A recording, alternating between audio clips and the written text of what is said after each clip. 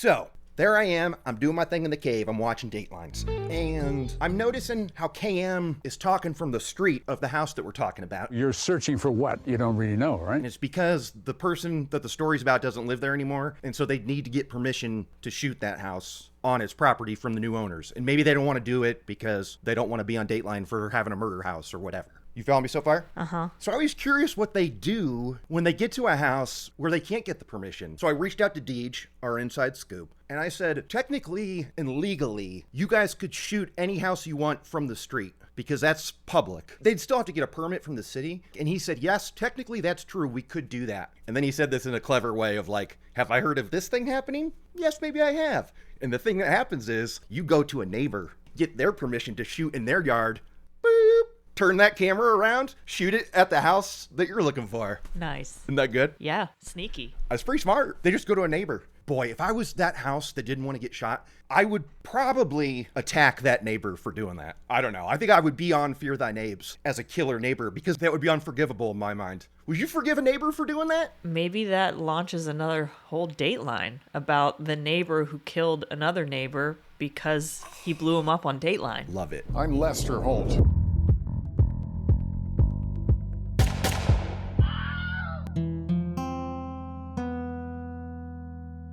Howdy, Holt heads. Kurt Money here, alongside my co-host, Kateline. and we are here to discuss the May 3rd, 2024 episode of Dateline. Now, let me pull up the old IMDb here. I've already got it. Nope, that's for the TV movie. KM on the After Dateline was talking about how it's a good title, and I'm like, 30 years ago, bro. I mean, this title's been used a lot. Oh, yeah. Right? That was a movie with Cher. If these walls could talk. Yeah, that's what I'm looking at right now, 1996. Okay, hang on. The death of a Southern California woman is initially deemed a tragic accident until the truth is revealed. But if your name is Lester Holt and you're thrown to the ep, here's what you say. He was a doctor who helped create life. Then he was accused of ending one. It's good, right? That's good stuff. Weak sauce. Oh, what? No, Lester, you ignore that, okay? She don't mean it.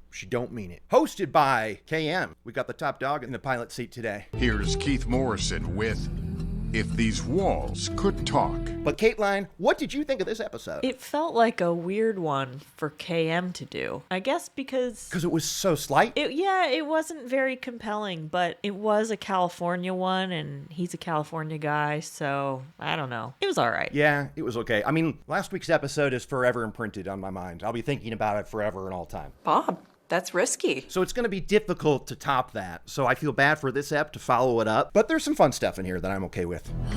This story begins in San Clemente, California, Veterans Day weekend, 2016. Scott and Susann Sills, they have two twin kids. Their young son, Eric, is playing the trumpet at like a military parade thing. So they're there. But poor Eric, his trumpet broke, so this fam didn't even get to hear him play. He had broken his trumpet and he wasn't even in the parade. But between the weather and the noise, Susann Sills comes down with a wicked migraine and she's down for the count Friday night and all day Saturday. That is until the following morning at 6:30 a.m. when she has apparently fallen down the steps, lying lifeless at the base of the stairs. Dr. Sills was in a life and death battle. Tell us about this 911 call, Kateline. He kind of goes into doctor mode where he doesn't really sound like a grieving husband. He just sounds like a doctor with a patient. We got a patient here who's fallen upstairs and I don't have a pulse. She's not breathing. 911 is asking him, does she have a pulse? Can you start doing CPR? And they walk him through that. And his daughter's there too. She's right by his side, holding the phone on speaker while he tries to resuscitate his wife. She coached the doctor through CPR. I want you to tilt her head back, look in her mouth to see if there's any food or vomit in the mouth. There's not any food, though. At one point in the call, he's asking for his pulse ox, his pulse oximeter. I guess, again, in doctor mode, get me my pulse ox, stat, like he's got a team of nurses around him, but he doesn't. Okay, hold on. Where's my pulse ox? In all of our years, I've never heard of anybody attaching a pulse oximeter to somebody to render CPR. And obviously at this point I'm thinking, well, he did it. Yeah, I mean, I didn't grasp it until they talked about it later in the app, but he calls his wife the patient. Yes. I mean, that is... We got a patient here who's fallen upstairs. That's bonkers. And I can tell you this, on Talking Dateline, they were talking about the whole call. He never once says, I'm a doctor. He starts the call saying, I've got a patient who's fallen off stairs. But he never actually says to the dispatcher, I'm a doctor, I know how to do CPR. Isn't that kind of crazy? Not once. Interesting. I would have thought he led with that, but they just cut it out. No. He led with, yes, the patient has fallen down the stairs. What? Interesting. Now, you could argue that that's like if someone's in a state of shock or he's got to take control of the situation and he just goes into doctor mode and wasn't really thinking. But you can also read into that like he's fully disconnected from his wife and emotionally does not care, which is kind of where I'm thinking. That's kind of one of the theories before is maybe he's not really trying because she's already dead. Right. Like, because he knows that CPR won't work. And we've seen that before. Wait. Where someone knows that they're already dead, so they don't even try, but they pretend like they're trying. Which one? Oh, wait. Harold Henthorn. Back at it. We were just talking about him last week. Yup. Yup. All right, that's it. I didn't put it in last week, but my bride is gone. That clip is going in this app. All right. He said, Tony fell, my bride is gone. In this case, this guy doesn't care that his bride is gone. No, he doesn't. It's his patient. The patient is deceased. They talk about how calm everybody was at the house, kind of. But this whole... Okay, like we say, we are big defenders that you don't know how you're going to react when you find out news like this. But two things happened when people got this news in this episode that I've never heard of before. Number one is the patient has fallen down the stairs. That's just crazy, man. We got a patient here. Now, the second one, so 911 are there. They're trying to resuscitate her. It's not working. He calls Suzann's mom, Teresa. She lives on East Coast. I got the call from Scott. It was late. Scott calls up Suzann's mom to tell her the news. What's her reaction to the news that her daughter is dead? She doesn't believe it to the point where she just like hangs up and is like, yeah, no, I'll deal with that later. She goes, I can't deal with this right now. So she went back to bed. What? Yeah. I said, Scott, I have to talk to you in the morning. I can't talk to you now. Obviously, I don't think she has anything to do with it, but that is, I've never heard of that before. And she was like, and I was tossing and turning all night. Well, I would fucking hope so. Right? Then she wakes up and said, I was expecting a message that said it was just a joke. Also, tossing and turning, she fell at 6:30 in the morning. East Coast, that's 9:30. He's calling her at like 9:30 or 10 a.m. East Coast time. Oh my, Kateline. You're right. I was thinking about that, and my dumb math made it 3:30 in the morning because I went the other way. I'm officially confused on that. Unless he didn't call her until later in the day, and it was like nighttime for her. It was like 12 hours later. That'd be wild, if true. By the time Dr. Scott Sills was able to phone Suzann's mother, Teresa, across the country in Georgia, it was very late. That if she didn't really grasp it until 24 hours after the body was dead, because she was like, I can't talk now. Listen, Scott, try me later. I'm snoozing. It was late. I don't mean to diss Teresa. She's a lovely woman, and I thought I liked her on this app. What'd you think of Teresa? She's pretty. Yeah, I was a little hesitant with this fam because the story they opened up with was about this broken trumpet and how the mom had to sit out in the sun all day. And I'm kind of like, you have kids. They have events. I don't know. My sympathy wasn't singing at that moment. What about you? And Suzann had to sit out there in the broiling sun. Well, I know I'd be annoyed, but I don't have kids because of reasons like this. Yeah, because we don't want to do things like this. No, I'm not sitting outside in the heat watching some... Yeah. I mean, I played trumpet. Yeah. It's dumb. Yeah, you are. You're our trumpet expert. So what do you think? You think some, like, band bully broke it over his knee? Was like, F you, Eric. I'm first trumpeter. Is that what happened? You know, I hadn't thought about that, but it feels like it would be kind of hard to break a trumpet. They would have really had to throw it, dent it beyond repair. Yeah. Because there's not a lot of parts. You've got a mouthpiece, and then you can empty your valves, but those are just little things that screw in. I'm not sure I understand what happened. There's something missing there. Look, maybe Eric just didn't want to do it because it was too hot out, and I would not have blamed him for that because he's probably in like full-on uniform gear, right? He's probably got like polyester on or something. Yeah, like a wool uniform. Yeah. Ugh. So anyway, the cops show up and they're told that the patient fell down the stairs. So they're thinking accidental death. Investigators looked at the area where her body was found, and they discovered some items that seemed curious to them. But right then, on the scene, we discovered that, okay, if she died falling down the stairs, why is there blood and clumps of hair in other rooms? What's up with these other rooms? What's going on in there? Right. So because she had this migraine for 2 days, her family wanted to make sure that she got a good night's sleep uninterrupted. So she slept in her daughter's room. Yep. And the daughter slept in her parents' room with her dad. And then at one point, the brother hears arguing between their parents. Yes, and wakes up. And he goes in to the parents' room with the sister while mom and dad are arguing. Yeah, and they sleep together. They ask him about it later, and the sister is very clear that hasn't happened in 8 years. Let the record show I don't sleep with my brother on the regular. Right, or my dad. Is that normal for you guys to sleep together? No, It's very unusual. very unusual. Like, that was the first time in maybe like 8 years. Like, never happened. Never happened. But that's why he changed beds, correct? He woke up to the argument and then went to go sleep in another bed. The argument was loud enough to wake up Eric. All right, now remember that little fact come trial time.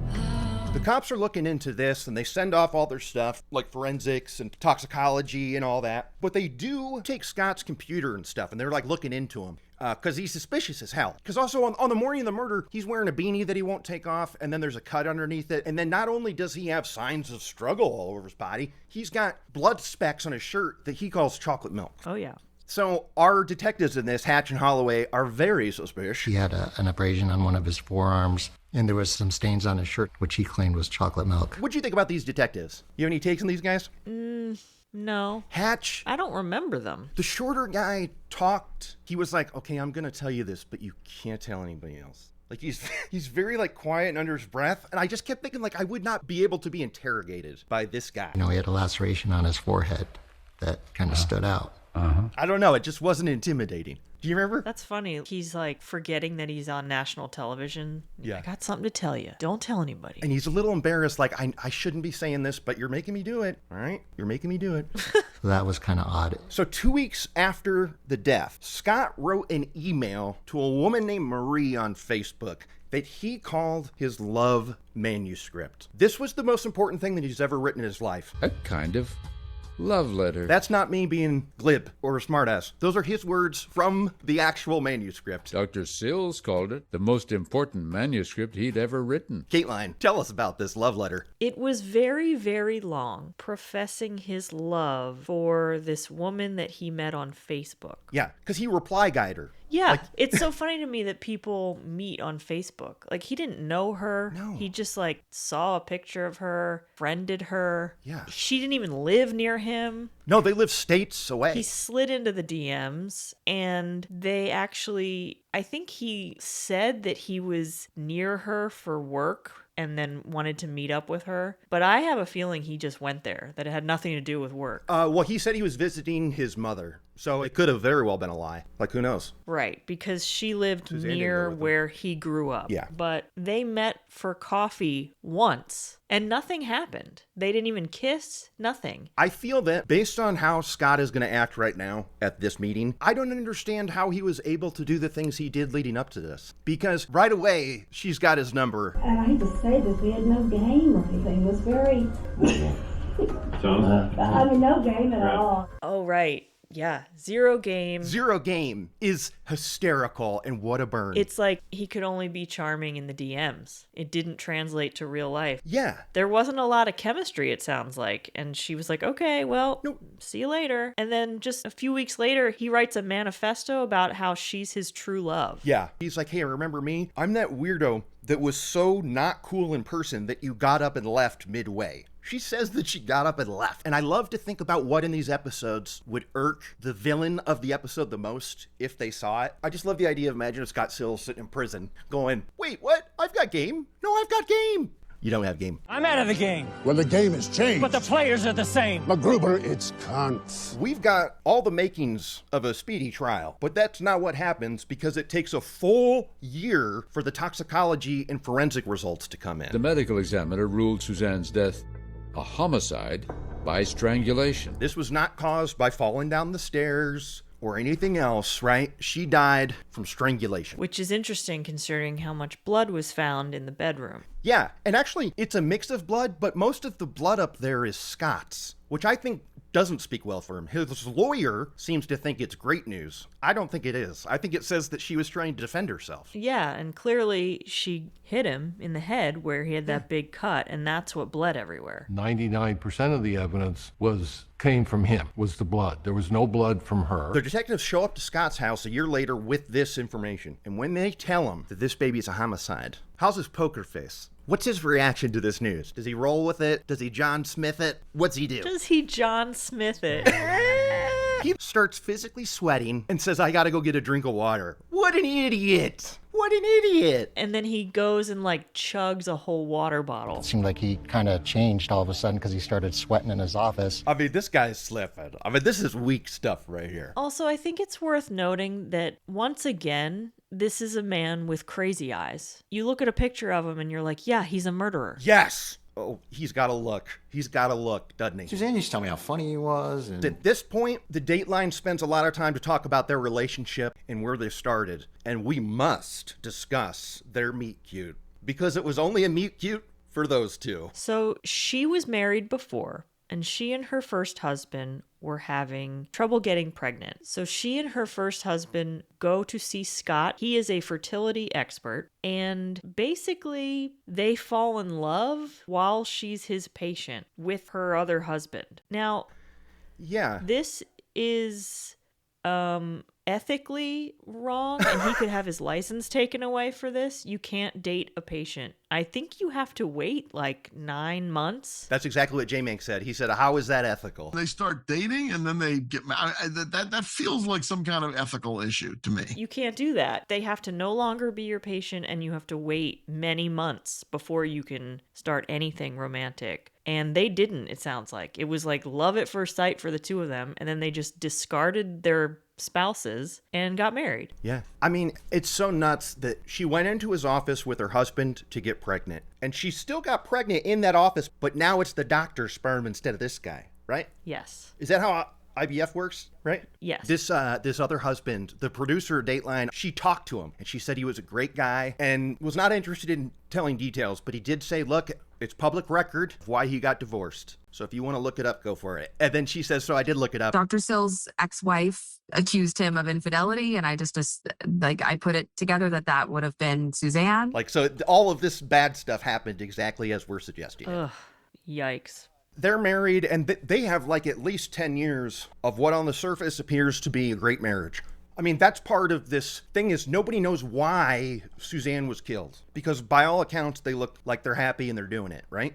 Yeah. There's no other incidents. But we dig just a little bit deeper. Well, one, we find about this Facebook Marie. No game at all. But then we discover Susann was posting on a message board, and she had posted a picture of herself topless that Scott found out about. This is probably as close as we're going to get to a motive for a murder. Yeah, she was thirst trapping. Yeah. And I guess feeling underappreciated by Scott after a while, so she went to the internet to get some adoration, and she was posting on this thing called Patrick.net, which I've never heard of. Yeah, I'd never heard of it. I didn't know anything with a .net could be taken seriously. And what is it? It's a conservative message board for people that want to cheat? What is it? No, it's just a conservative message board that Keith says is mostly attended by men. But the specifics of it aren't. She made a bet that if Trump won the election, she'd post a pic of herself topless. She posted this pic, and the comments are kind of saying boy, your husband sucks. And she's like, yeah, he don't get it. I'm walking around all sexy, and he can't keep up with it. And Susann replied to him, saying, he's exhausted, actually. It isn't easy being married to a woman who is partially naked, posing alluringly all the time. Those comments were sitting on Dr. Sills' printer the day Susann died. And it is like you're saying, a thirst trap. I feel bad for her because she's just clearly wanting attention and you know what I mean? Yeah. What she wants out of this isn't wrong, I don't think. I think also she was gorgeous. I don't know what she was doing with Scott. Well, yeah. She could have done a lot better. I'm sure her first husband was a lot better. And like we said, Scott looks crazy. Yes. But he looks so nuts, and I can't wait to talk about that too. I got so many thoughts on that too. We kind of heard from other people in her life that she would have to kind of justify them being together sometimes. Like she would be like, no, he's funny. To her brother. He's really funny and smart. And they'd be like, okay, Susann, if you say so. Like, that's bad. When people are like, Susann, what's up with your husband? And she's like, no, you just have to get to know him. He's actually really funny and cool. No, he's not. He sucks. We talked to her brother, who is very chill, and I kind of liked his affect too. And sometimes he sounded like Charlie Sheen. He doesn't look a thing like him, but sometimes when he was talking, I was getting a Sheen vibe. I mean, she, you know, the cheerleader that does all the flips on every cheerleading squad, that was my sister. But he was very diplomatic about that, where he was like, she kept saying he's really funny. Susann used to tell me how funny he was, and I mean, she thought he was hilarious, and I mean, she found him very humorous. I do know that. Even though they got the tox results and stuff, another year goes by. Scott's not arrested until 2.5 years after the murder. And this is when he's interviewed for a third time, and we hear his reasoning for the blood that is found in his daughter's room. Because there are literal bloody handprints on a curtain in the room where his wife stayed. And next to the bed are hair clumps. So what's his reasoning for all that blood over there? I don't remember. He said that weeks prior, he had cut his finger installing a screen. But it's like he needed to cross-reference his story with his daughter's story because his daughter said that blood wasn't there last night, and it's her room. What a strange place to find blood on curtains. Who's leaving that much blood on a curtain for weeks? Yeah. It was too much blood to just leave kicking, right? In your daughter's room. Very weird. Yeah. So, but he's arrested, and of course he posts bail. And this part really sucks, and we can half blame COVID, although J-Make thinks it's because he's a baby doctor, is his trial does not happen until December of 2023. 7 years after Susann Sills' death, her husband, Scott Sills, went on trial for murder. So that's like 4 years where he's out on bail. And I love on it, because on Talking Dateline, J-Make says if this was a guy behind the wheel of a big rig, they'd have solved it straight away. And I said, right on, J-Make. Right on. I sort of get the feeling that if this guy had been a truck driver, he might have been prosecuted a lot sooner. What do you think? Yeah. I mean, it's Orange County, conservative doctor, big in the community, well known. He's going to be able to do what he wants. They're not going to keep him locked up. Yeah. They're not going to rush that trial. I'm glad that you brought up Orange County because I got to talk about these neighbors that were interviewed, okay? Rochelle and John Brannon lived right next door. I love when we have a good busybody show up in a Dateline who's got no business having their voice in a story at all. It was unsettling. And guess who wins that title today is these two neighbors that are like, when he walks his dog, he wears big headphones. Oh my God. Lock him up. I don't understand what they want. What did you think about these neighbors? Did they piss you off or no? I was really mad at them. I was like, shut up. What about you? Are they just big Apple headphones? Like, what do you mean big? How big is big? Like, normal? Because that's what headphones are now. Yes. Now, that's even me giving them the benefit of the doubt that maybe he did pods before. Now he has, like, over the ears. But you're right. It just sounds like he has headphones on. Big headphones when he walked the dogs. As if, don't talk to me, I've got headphones on. Yeah, right. Yeah, walking the dogs around the neighborhood, but not engaging. He's out on bail for murdering his wife. You think he's dying to talk to you guys? With your eyes glued to your windows? Like, look, I hate Scott Sills, okay? But I'm mad at his neighbors for this noise and that Dateline gave him airtime. They didn't offer anything. How do you feel about when these people show up on a Dateline? I react like this. Well, it reminds me of those neighbors in Florida that filmed the excavation of that backyard but offered nothing. And it was teased like it was... You're right. This inside footage, like getting caught, like filming someone caught in the act. And it's like, no, the neighbor was just filming an excavation crew. It was not anything. That was hilarious. I forgot about that. So I just kind of took my camera, my phone, and gosh. just started taking some pictures. So you're playing citizen journalist. So we are to this trial. Before we hit the verdict, we got to talk about his lawyer, who I found out on Talking Dateline, and the producer really likes him. But boy, does he have some theories, Kate. This was my second case that I've covered that he's been involved with. I respect him as an attorney. And when he felt so strongly about this theory that he wanted to take it to a jury, I thought, okay, like, I'm going to see where this goes. What does Scott Sills' defense attorney use as his defense? What's his whole approach here? Who did it? Who's the guilty party? Is it not an accident? The fall might have been an accident, but the person with blood on their hands, pause, are these dogs. Because according to this guy, the dogs strangled her to death with her scarf. And KM's not having this for a second. But you must agree that scarf must have been held very tightly around her neck for several minutes in order to facilitate her death. Do you remember this? Yeah. I'm okay with the dog misdirect. Like they used it for a cut to commercial. Like for an episode like this, fine, do it. There was another culprit lurking in the house that night. So they found pig DNA on her, right? And Keith's reaction to that is hysterical. He's like, pig DNA? What? What? Which produced what?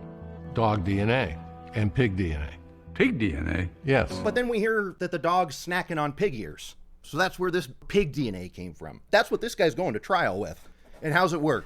Poorly. Poorly. What's the verdict? Guilty. Right, but he's found not guilty for first-degree murder. And so when they said not guilty first, I was like, WTF, what's happening right now? Not guilty of the crime of first-degree murder. But then he was found guilty of second degree because the jurors felt that it was not predetermined. Like it was a crime of passion. What do you think? Or a passion of crime. I mean, it was a passionate crime. Yep. I think that he went into that room. They were fighting. How much time do you have to wait before it can be premeditated? Like, he strangled her. She presumably died in the bedroom, and then he threw her down the stairs. Yeah, because they talk about the lividity. Right, that she had been dead. The lividity in her body was up the stairs, where her head was at the bottom of the stairs. So it defied the laws of gravity. They interviewed several jurors. They were very pumped to be there. Dateline doesn't do this a lot, where they interview a whole panel of jurors. And there were 4 of them, and they wanted us to know that they did not come to this decision lightly, that they were all unified, and that they felt like they got it right. J-Make was talking about that on the Talking Dateline, where he's like, we used to...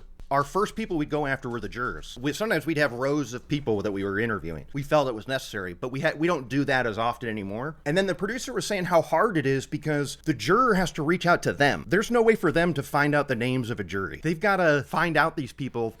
So they're all Dateline fans. And as soon as they get wind that Dateline's covering this, they're calling up NBC. Probably. That's what I'd be doing. That would be why they were all so excited to be there. Yeah, and it was a KM app. It's just a bunch of true crime nerds. Yeah. Wow. That's a good call. We don't know their names, and so it's really up to them to contact us after they're done being jurors. One thing we got to say about the trial, though, is like the biggest thing the defense had going for them was that there was no motive, that they had a good relationship. But somebody printed out that topless picture of her, and it was in the printer tray. Okay. I feel like a topless photo is printed. It happened pretty recently. That photo's not going to sit in that tray for weeks on end. So I buy it that this photo kicked it off. And now, at the time of the murder, 12-year-old Eric told the story that he woke up to this fight, and that's why he switched rooms. But what does 19-year-old Eric say on the stand in 2023? Tell me. On the stand, he said he didn't remember hearing them fight, which was a big blow for the prosecution. But that's why he switched rooms, and they have to be like diplomatic about it, where they're like, yeah, we were disappointed, but he was 12 at the time, so maybe he remembers it differently. I mean, even the prosecutor mentions it in her closing statement of like, he didn't say that because he didn't want to get his dad in trouble, right? Yeah, and then... But I mean, that's perjury, dog. And then his daughter is there at the sentencing, and she's pleading with the judge that they already lost their mother, don't take away their father too. It's interesting that these kids didn't want to be interviewed either. And the way Dateline was setting it up at the beginning, it kind of seemed like they were framing it so the kids might have even been in on it. Ooh. Because of how chill they were? Just subtle things that Keith was saying, the way they were telling the story and not showing them. And then when we heard that Mary Kate was so calm on that 911 call. She's making sounds. Is she moving or responding at all? Well, minimally. I didn't think that they had something to do with it, but it felt like Dateline was maybe going to go that route as a misdirect. Yeah. And then they didn't. And then we find out that poor Mary Catherine has the worst luck, because not only is she the one that found her dead mom, she also found like a family friend dead from a heart attack. Like it's mid-trial. She goes home after her dad's on trial for murder of a mom and finds a dead body. It's like, oh, Mary Catherine. Brutal. Sorry, girl. And it was she who found that family friend, too. You know, they kept saying throughout this episode, the house where they lived had this big grand staircase. And this is where Susann dreamed of Mary Kate coming down those stairs on her wedding day. And Keith brought it up over and over again. That wasn't going to happen, though. not ever. That beautiful staircase would not be fantastic for them at all. And the whole time I'm thinking, like, why would they be getting married at the house? In, like, the living room? Yeah. Like, is everyone gonna sit around the sectional sofa and do the nuptials right there? It's like, I get that you come down, like, the morning of your wedding, but you're not gonna be in the dress yet. And it wasn't the kind of house where you could have, like, a big backyard wedding. These are Orange County homes. They're big, but there's no property. All the houses are sandwiched right on top of each other. And it just felt like they were really trying to eloquently paint a picture of what could have been. But the whole time I'm thinking, like, yeah, she's not going to want to get married in the living room, guys. Like, yeah. Did you run this by Mary Catherine? Does she want to get married at home like that? and why would she still be living in the house? I mean, honestly, it sounded like she was describing a prom night pickup. Exactly. That sounded like a prom night to me. Totally. And they kept showing the staircase, and it's like a totally normal staircase. It's not like it's this grand, ornate home with this gorgeous staircase. It's just like some stairs. It's regular. And it's got a platform in the middle of it because it turns. So it's like she must have fallen down the first part. I mean, obviously, he carried her to the first part of the stairs and then threw her to the floor. You know how it went around? Uh-huh. They didn't explain the fall. Look, if we didn't see more crime scene photos because they were gruesome or they didn't want to release them because it was sensitive, then I'll say, I get it, and move on. I felt like we could have used one single pic of an injury on her because of how often we talked about when these people see the pictures at the trial. They were like, all you had to do was see the pictures. If I would have seen those pictures when I was first phoned about her murder, my thoughts would have been much different than they were at the time. And I'm sitting there going, great. I'd love to see these pics. Yeah. Like, you can blur them if you want, but let's see them, right? FF would have showed them. Goddamn right. Actually, that's so funny. Speaking of old FF, on Talking Dateline, J-Mank is talking about an old case that he worked in San Clemente just a few miles down the road where a former Jeopardy champion murdered his wife by overdosing her on nicotine. A former Jeopardy champion, a guy named Paul Curry, who was accused and then later convicted of killing his wife, Linda, by overdosing her with nicotine. I remember that story. That was only a few miles away. And I said, uh-oh. That was definitely a Forensic Files. But it was from the new one, so it's kind of like a cover band is doing it. I still love hearing it. It's a great song, but you know what I mean. I do. Good, honey. Where am I? Oh, very awesome. This is why I need to listen to Talking Dateline, because of this little fact right here. So Teresa, Suzanne's mom, was living in Florida, and she flew out to California for this interview.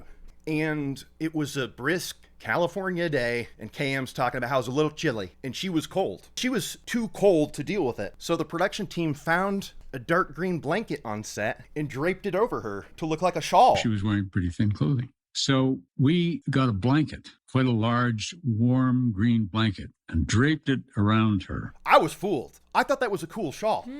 What about you? Do you remember the shawl? I didn't even pick up on that. I'll post a pic for sure. But because you notice it, and it's straight up just a green blanket they threw over her because she was cold. That's awesome. That's good stuff. Yeah. And I think on that note, is it list time? Am I forgetting anything? Kate's unnamed list. Well, What you got? I didn't have anything, but you said that the mom came from Florida, so I guess that's a Florida connection. Her mother, interestingly, lives in Florida. Kate. I mean, that's one, but there's another one you're missing. This baby opens at a parade at a military school, and Eric is in military school and is now in the Navy or whatever. Eric at the Army and Navy Academy. Military is on your list for this app. It comes up. Is he actually in the Navy now? He's in the military now, yes, he's 19. But, I mean, they were at a Veterans Day parade because Eric was performing in it. That, to me, makes it military. I don't know about you. All right, I'll count it. Okay, sweet. So that's two. On to Kurt's Kick-Ass List. Kick-Ass List. Okay, tonight was wild. I felt like I was you watching people crying and waiting for them to say sorry. The amount of times that Signs of a Struggle was almost said. Something happened in there. Maybe a struggle. I mean, we heard signs and we heard struggle, but never together, and I'm not counting it. They discovered the signs of trouble. But they talk about visual aspects of the struggle you could see in the house. They were the result of a violent struggle. It's close, but I can't count it. Sorry, Kate. Close, but no cigar. That's right. I think that's it. What about we saw a lot of home video that Susann and Mary Kate filmed together. Lots of sketches. I guess she was like entering a contest. Survivor tape. Right. Auditioning for Survivor. And I was waiting for them to maybe tie in a movie, but Survivor, that kind of counts on your list. God, you're right. No, you're 1,000% correct. That should count. We all know that there's an ugly part of Survivor, and this is where we don't always play well with others. Good call. See, that's funny because J-Mink was saying how they love when they get video like that because it's such a great way to get a peek inside these people's personal lives. The videos she made with her daughter, for our purposes, it's just wonderful because it's an opportunity for the audience to see what these people are really like, and we don't have to do anything. We just let it play. And while I agree, audition tapes for reality shows are kind of the peak of cringe. Sure. I hate even ones of people who got picked and won the thing. I don't want to watch the audition tape because the cringe level is too much for me.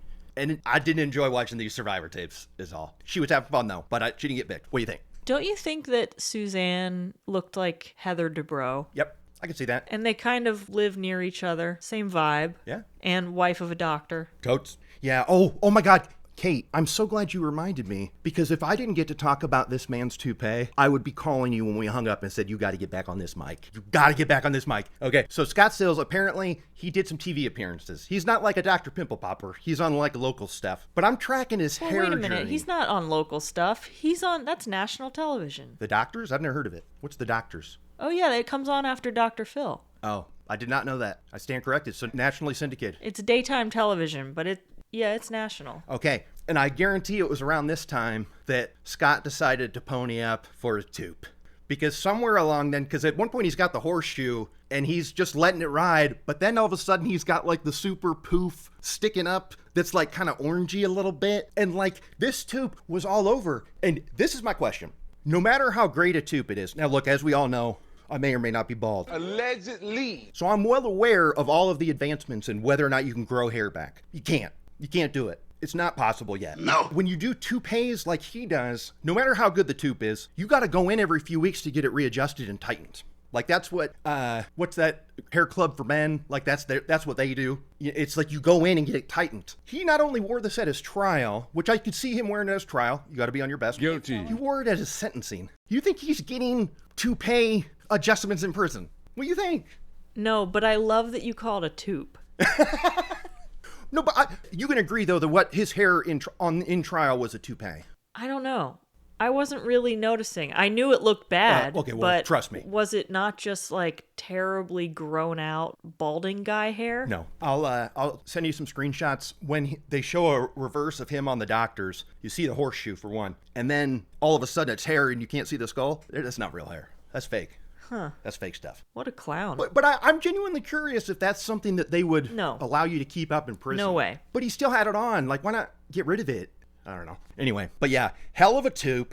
And they kept showing pictures of him with it and without it. And I was like, I'm loving this, right? Between this and the Zero Game stuff, I hope that Scott Sills catches this episode in prison. Are prisoners allowed to listen to podcasts? They have TV access and limited internet access. Oh, I wasn't even thinking of podcasts. I was thinking of if they saw the Dateline episode. But yeah, if you listen to this, I hope he's crying because we roasted his ass. Okay. So now we got a little housekeeping for you, Holtheads. We're coming up on a very important date, which I thought was July 27th, but it's actually July 26th. July 26th is the 1-year anniversary of I'm Lester Holt. A solid year of this. And we've got a 1 year coming up, and Kate and I are pretty excited about it. God, I love this street. So what we're going to do to celebrate the 1 year is we're going to do an award show where we celebrate certain aspects of the episodes, and we'll play clips and talk about it. I pitched one today for Biggest Busybody. Who knows? We'll see if somebody gets a Lestie for that. You heard that right. The awards are called Lesties. Caitlin came up with Lesties, and it's gold. So anyway, soon will be a jam-packed episode looking back on the year and looking forward to many years to come on ILH. I'm Kurt Money. I'm Cateline. I'm Lester Holt. For all of us, I'm Lester Holt. Good night. I'm out of the game.